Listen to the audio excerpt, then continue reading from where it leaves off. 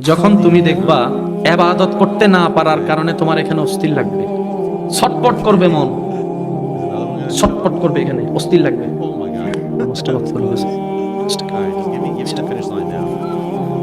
বুজুর্গানে দিনরা বলে তুমি রবের প্রেমিক হওয়া শুরু করে দিয়েছ।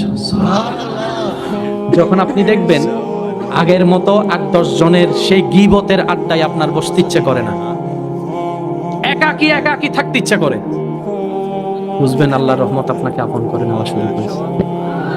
আপনি যখন দেখবেন আগে চুন পান থেকে চুন খসলে যে নাক ফাটাই দিত ওই পরিবেশ, যখন দেখবেন আপনার কোন একটা কিছু শুনলে যা বেটা বাদ দে, তুই আমার বদনাম করলো কি, তুই আমার প্রশংসা করলো কি, আল্লাহ আমারা জানা দেয় যতটুকু দিয়েছেন এতটুকুই। যখন আপনি স্থির হওয়া শিখবেন বুঝবেন আল্লাহ পাক আপনাকে জান্নাতের পথে এগিয়ে নিয়ে যাচ্ছে। সুবহানাল্লাহ। যখন আপনার ইবাদত আপনার ভিতরে ধারণ হওয়া শুরু করবে, অন্ধকার সিনায় আলোর বাতি জ্বলবে, প্রেমের একটা স্পন্দন তৈরি হবে, তখন আপনি দেখবেন আপনার এই জবান দিয়ে কারো গীবত করা তো দূরের কথা, কানে গীবত শুনতো আর ভালোটা লাগবে না। আগে যেরকম মশলা দিয়ে মজার মতো লাগতো, একটা শুনলে দুইটা বলা আসতো, এটা আর আসবে না, ইচ্ছাই করবে না। তখন আপনি বলবেন আরে বেটা কার বদনাম করতেছো, সে আমার চাইতে অনেক ভালো আছে, আমি তার চাইতে বড় গুনাহগার, আমি তার চাইতে বড় গুনাহগার।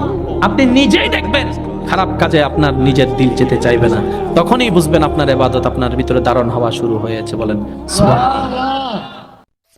Oh my god, you're so annoying. Dude,